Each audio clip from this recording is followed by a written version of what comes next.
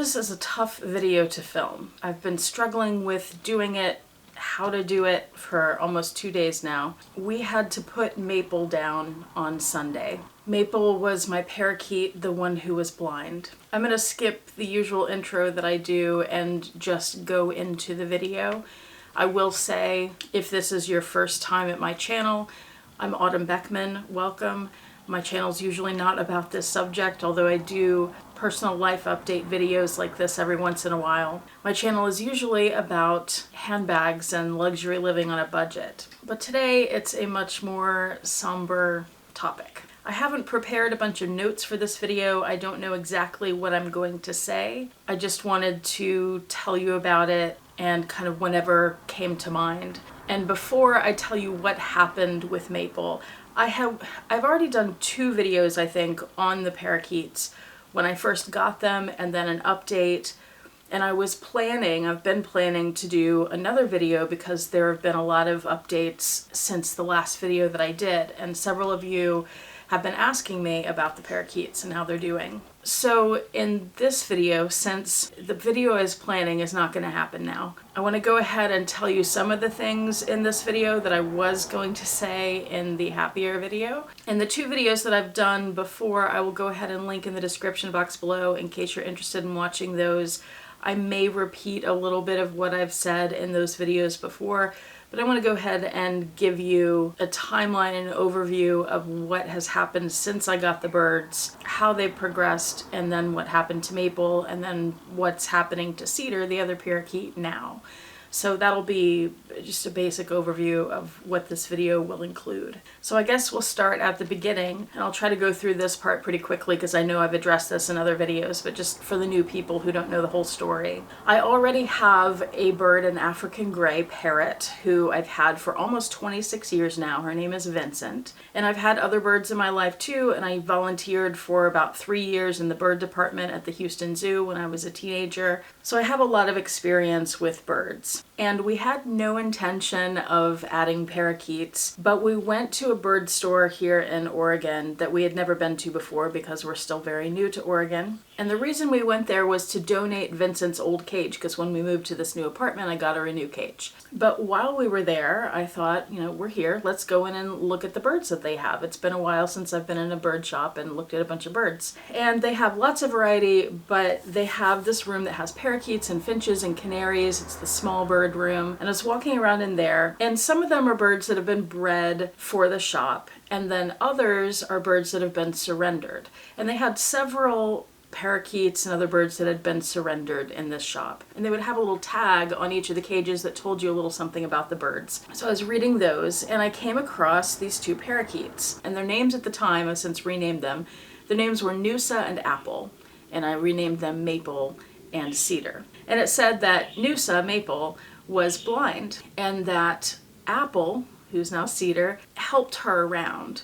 And I saw that a little bit, but not too much, because when she was there, she had this little, it's a bird toy that you can find at pet stores, but it's like a Chinese takeout food container that's filled with stuffings and things that they can pull out and shred. But she was using it as a nest. She was sitting on eggs. And I didn't think much of that at the time, but their story with her being blind, having this disability, I'm always a sucker for that kind of thing. I always want the animals that nobody else wants, right? And these 2 had been surrendered by a family back in July of 2024, and I found them in October. And the bird shop was told they were 4 years old at the time. So Paul was with me, my husband, and I told him, if I didn't live with somebody else, I would take those birds home today, because I just thought the little story was so sweet. And I knew that they would be harder to adopt out because she had this disability, that a lot of people wouldn't want to deal with that for various reasons.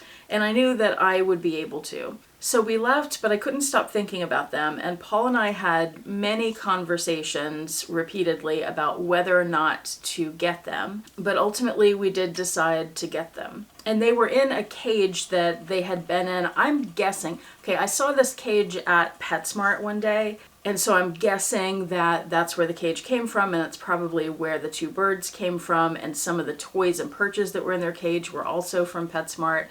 So that would be my guess, is that the family that had them before got them at PetSmart at some point, probably 4 years prior. So they came with this cage, and it had said in their note that they should stay in that cage because Noosa Maple knew her way around. She knew how to navigate the cage. And when she got lost, that I'm going to call them by the names that I gave them, that Cedar would help Maple around the cage and find her way back to a place where she was familiar with. Because I've never had a blind bird before, I didn't know exactly what this would entail. I brought them home, I kept them in that cage, and I observed them. I observed her in particular and how she navigates the cage and how they behave with each other. And what I figured out is she knows her way around very well. She knows where things are. She feels around with her head. And when I would put something new in, like a new toy for her to play with, it would throw her off. It would kind of confuse her about where she was, because all of a sudden there's this new thing that wasn't there before, right?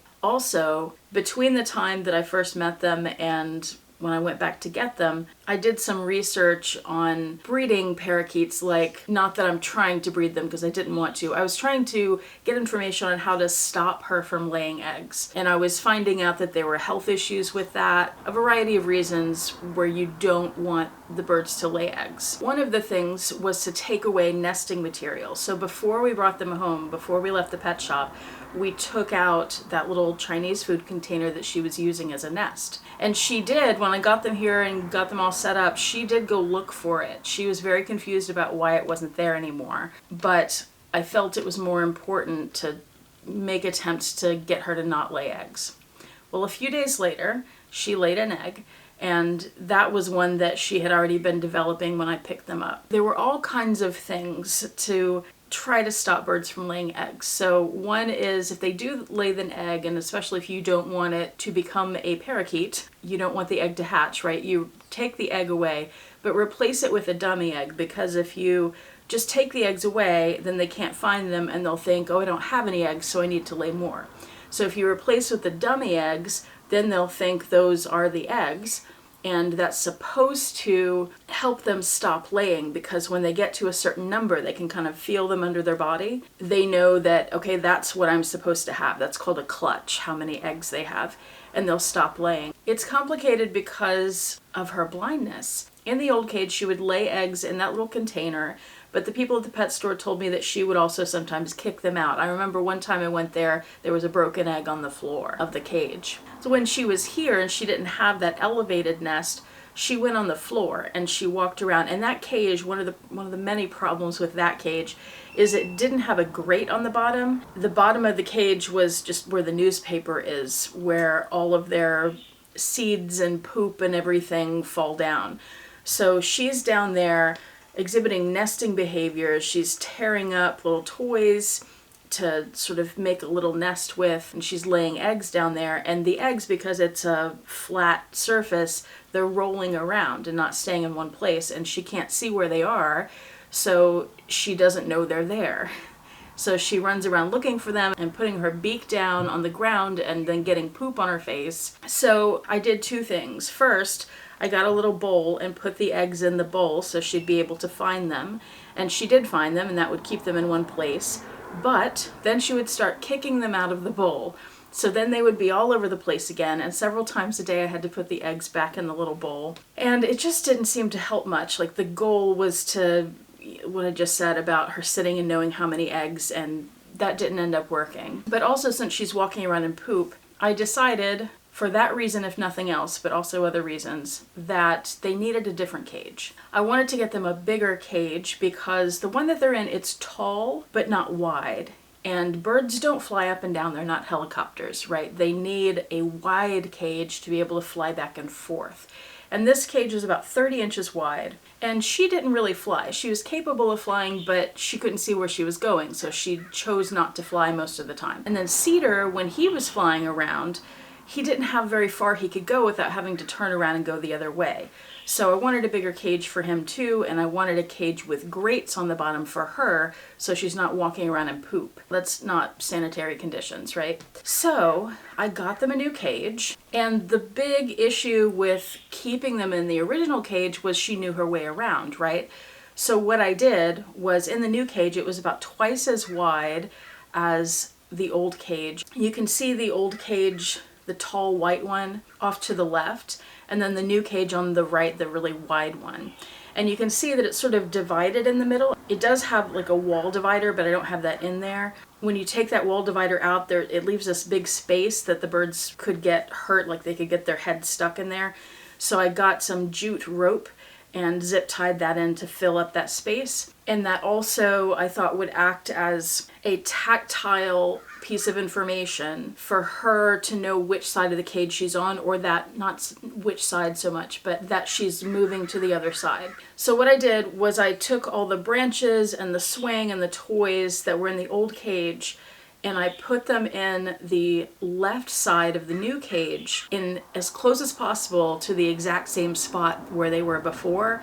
Like, I measured distances between things so that once all that stuff was in there and she was on the perch that she would usually sit on, she would still be able to navigate exactly the same way to get to different places in the cage, to get to toys, to get to food and water. And it worked. It worked perfectly. She knew exactly where to go, and it was all great. The only issue, and this actually was not a problem, the only issue was she was going down, she would run into the grate instead of what she thought was supposed to be at the bottom of the cage. Walking on the grate was not easy for her, so much so that she tried it a few times and then she just stopped going down there for the most part. Now let's go back to the eggs for a second. I said there were lots of pieces of information, lots of things to try to get them to stop laying.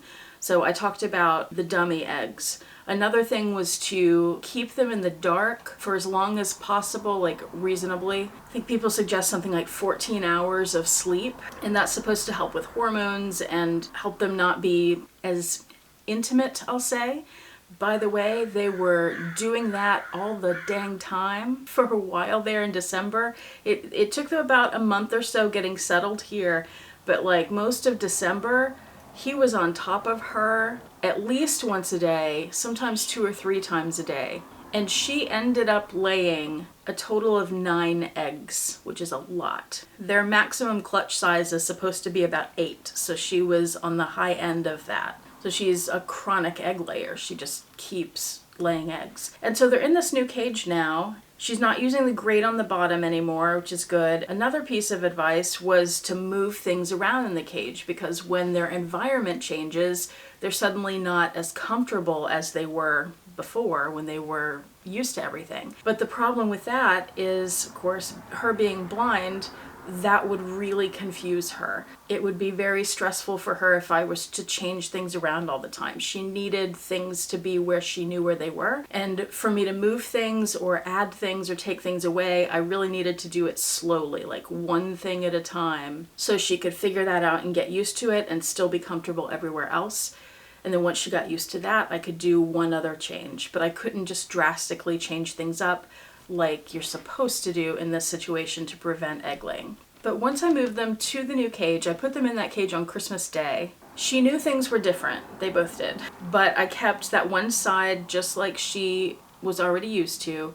The other side I filled with all kinds of toys and perches. I was trying to be aware about where things were and setting it up where it wouldn't be too difficult for her to find her way back if she got to the other side and got lost. And also leaving a big space in the middle of the cage that wasn't blocked by anything. So a big empty space in the middle so that Cedar could fly back and forth and he'd have that extra room to be able to move, stretch his wings. And by the way, I've talked before about letting them out of the cage, and I tried that a few times. I left their door open several times. Neither of them had any interest in coming out. Like Cedar's like, no thank you, I'm good here. So that's something that I'll still work with him. By the way, if you're noticing that you're not hearing him, that's because he's not in my room right now. I have him out in the living room with Vincent, so he has some company. And he's not alone with just me. I don't remember now if she laid any more eggs in the new cage. I feel like she didn't.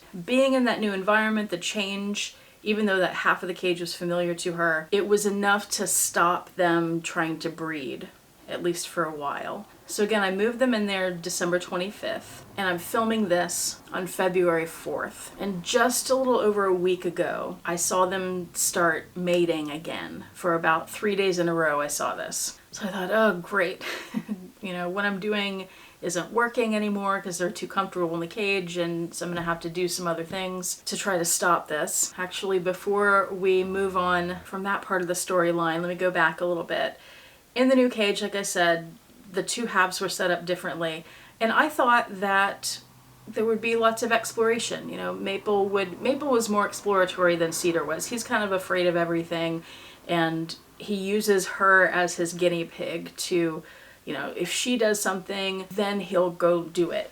But he won't do it first. He's like, she can try it, and if it looks like fun, and it usually does when she's interested in something, then I'll go over and try it. So one of the things I noticed is that they were just sitting on the side of the cage where they were really comfortable, and they weren't going to the other side so much. Every once in a while, she would get over there accidentally, and then she'd get really confused, and he would chirp at her and try to get her to come back, or he would go next to her and try to nudge her in the right direction. But they didn't willingly go over there so much. They did have these two dowel perches. They were at the same height, and those were the perches that she would use to get to food and water. They were like little highways for her, is what I call them. She would find those, and then she'd run across them really fast because she knew what to expect.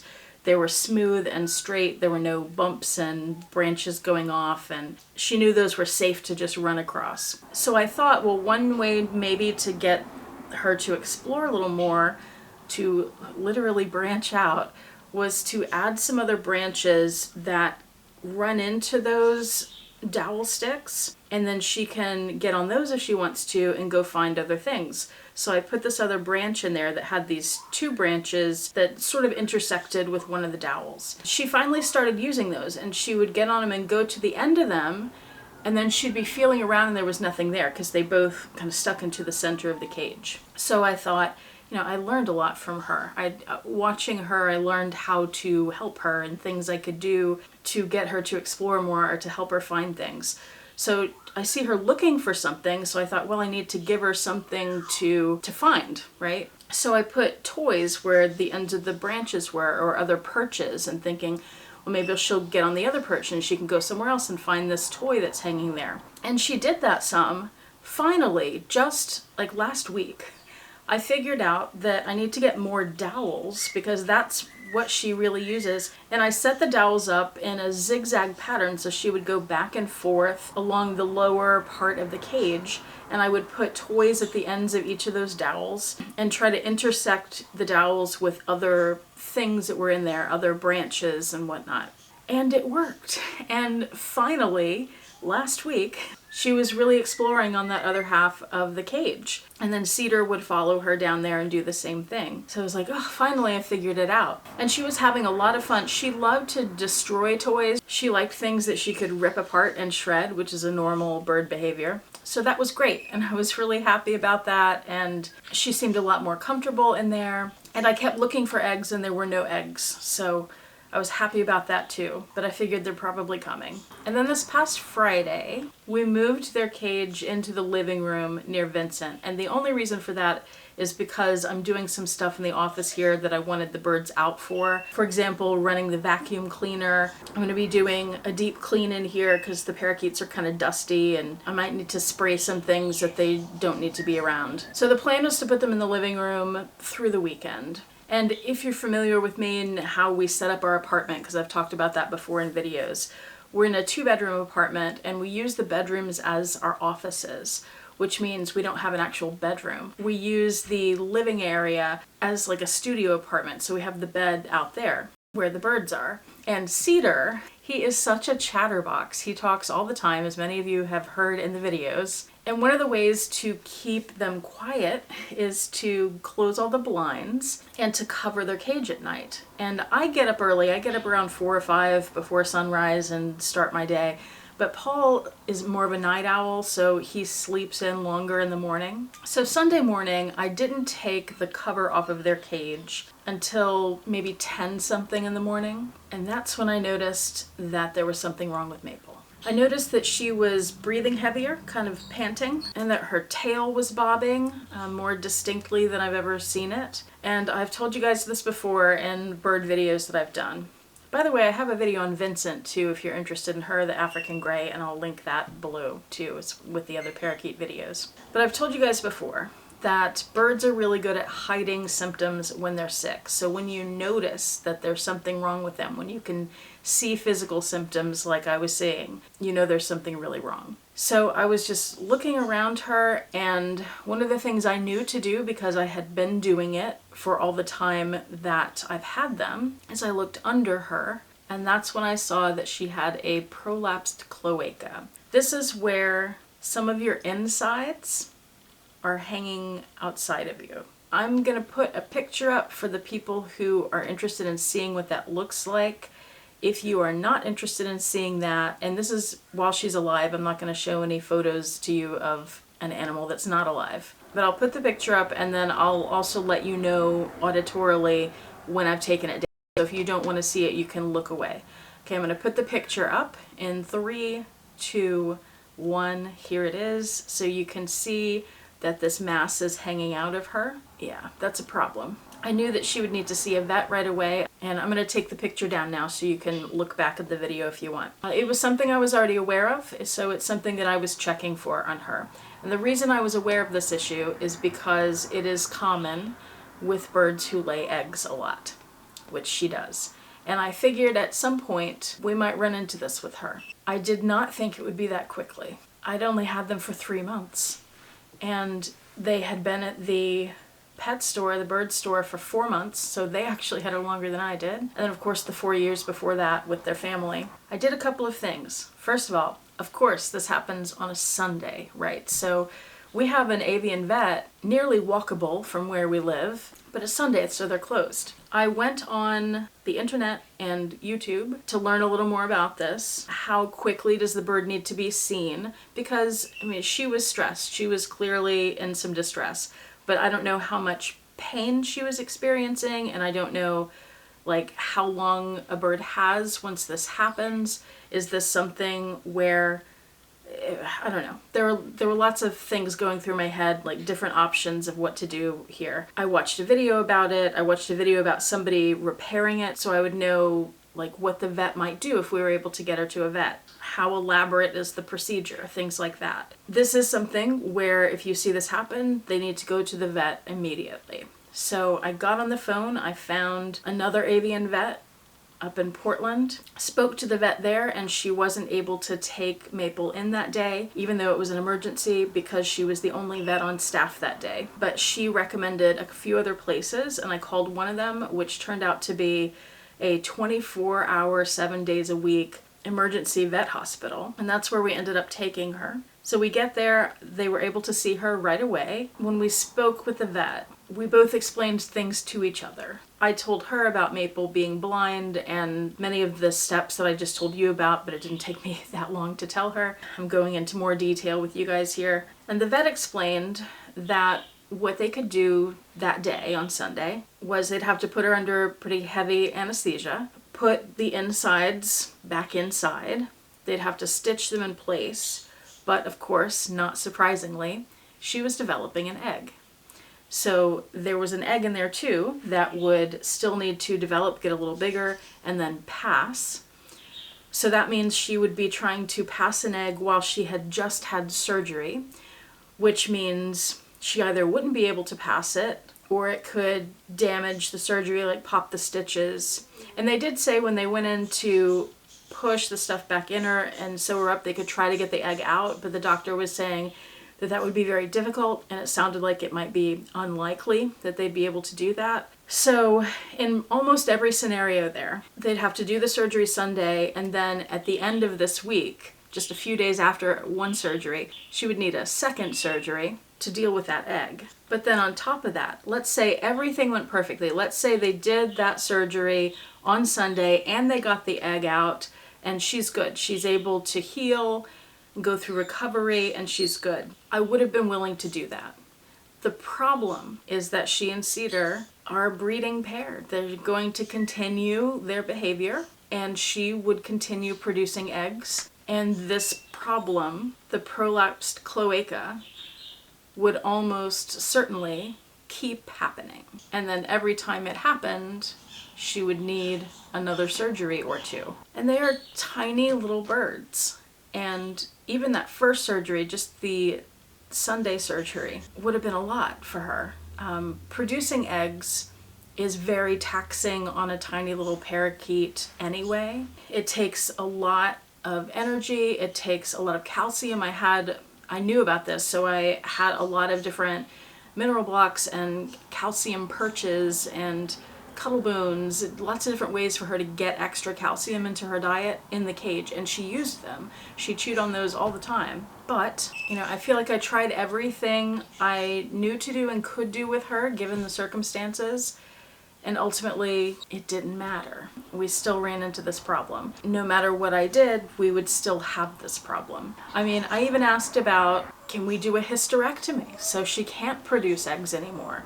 And the doctor said basically that is kind of an option, but not something that their avian vet really does or wants to do, basically because it's so taxing. The chances of her even surviving that wouldn't be great. We talked about a hormone implant to help reduce breeding urges, but being that she lives with Cedar and that they are very active, the consensus was that wouldn't do much good, really. We even asked, well, what about a vasectomy for Cedar? Why does Maple have to be the one that deals with all the bad stuff here? Can't he take some responsibility for his actions, right? And she said that that's also possible, but again, very difficult surgery to do on a bird like that. Something about the parts that would need to be taken out were on his lower back.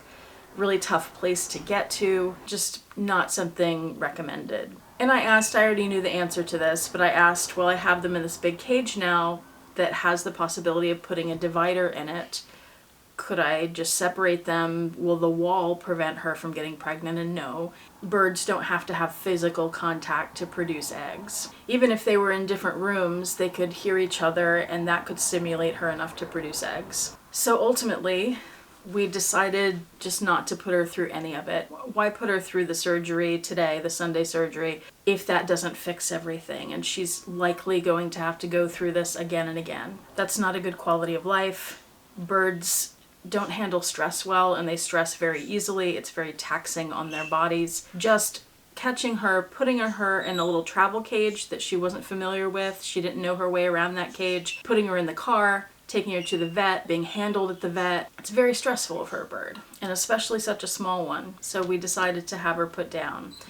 They did give us an option to be with her when they did it, sort of. We chose not to, and here's why. Every other animal that we've been in a situation like that with, where we've had to put the animal down, they've been cats and dogs, and we have stayed with them. We've been there with them. And that's because those animals want you there. They're looking for you. You're their people.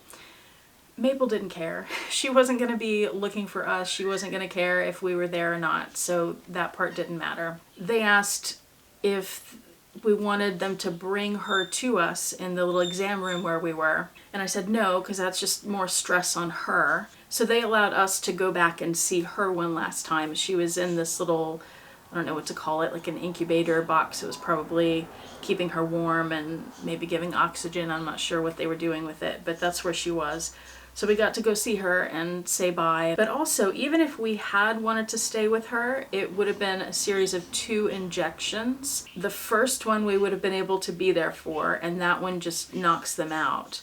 And then the second is what stops their heart. I forget what the doctor said exactly, but they didn't allow people to be there for the second shot for some reason anyway. So we wouldn't have been able to be there at the very end either way. Another secondary reason why we didn't stay with her is because they were very, very busy that day. They were swamped. So I'm not sure when they got around to doing the procedure with her, but it may have helped them out. I mean, they were keeping her comfortable, and it may have helped them out to be able to wait until it was a little quieter later in the day. Her body will go to be cremated with other animals and spread somewhere in Oregon. We don't know exactly. They're supposed to be doing little footprints for me, and those are post-mortem, and they're also supposed to send me a few of her feathers. I have lots of Cedar's feathers because he's been molting, but she hasn't been, so I don't really have any of hers, so that'll be a nice little thing to have.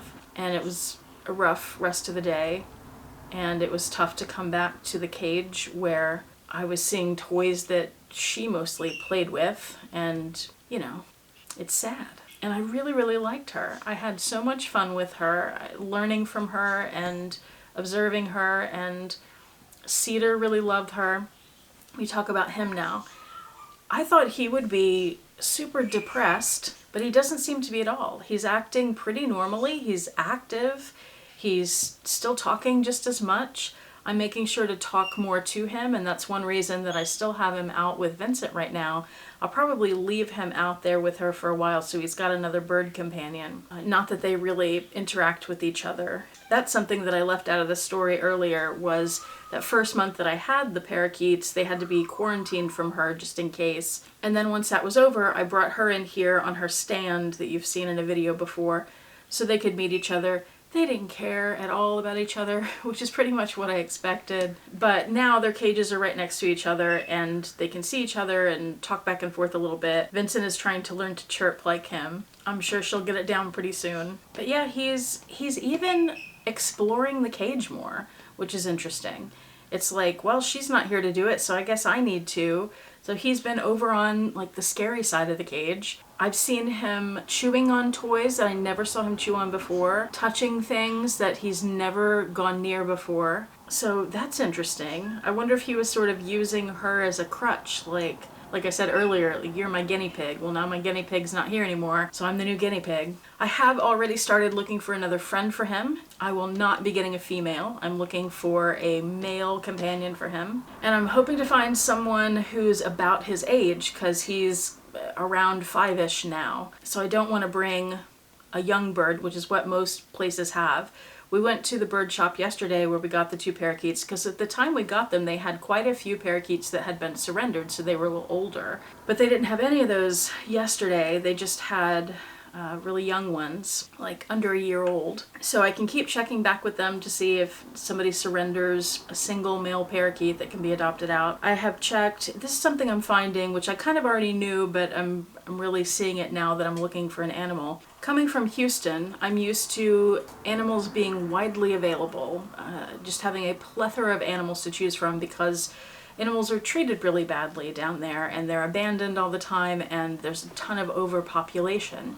Up here, that doesn't happen so much. I mean, it happens, but it's nowhere near like in Texas. So there's a much more limited number of animals to be able to adopt, and then especially when you're looking for an exotic. They, as far as I've seen, they don't even have an SPCA up here. They do have a humane society, and I looked on their website yesterday. They have some parakeets, but it's 3, some of which are female, and they would all have to go together, and I just don't want to introduce any more females knowing that I have this very active male here, because I don't want to end up in the same situation. I found a rescue that has 1 male parakeet who is Cedar's age and looks a lot like him. So I've started the application process there. They required an online class, so I've done that. Now I'm waiting to hear back to do an actual application. So fingers crossed that one works out. But otherwise, I've also looked at Craigslist, and there are quite a few parakeet listings there, but they're all either female or they're pairs or they're babies, so not the single male yet. And I feel like I need to take out a classified ad like, middle-aged single male parakeet looking for a middle-aged single male parakeet for fun times or something. To share a mansion. I like to fly and sing. I don't know. It'll happen at some point. I don't know what the timeline will end up being. I mean, I'm all for getting someone today, but that's not how it works up here, apparently. If it was Houston, I'd be able to find a parakeet today. So that's what happened to Maple, and it's really unfortunate, and I wish that there was something we could have done to help her or prevent her, but just there wasn't. It was a complicated situation. And it was so sad going through some of the videos and the photos that I wanted to put in this video today and seeing her and knowing that she's not here now. So I really liked her. I really didn't have enough time with her. That's not fair. Thanks for watching, especially if you made it this far. I know that was long. I'll be back to my regular content on Thursday, and when we do find a new friend for Cedar, I'll probably put it in a community post before I do a video. So just keep an eye on that, I guess. Thanks for watching. I hope you have a great day, great week, better week than I'm having, and I'll see you next time. Bye.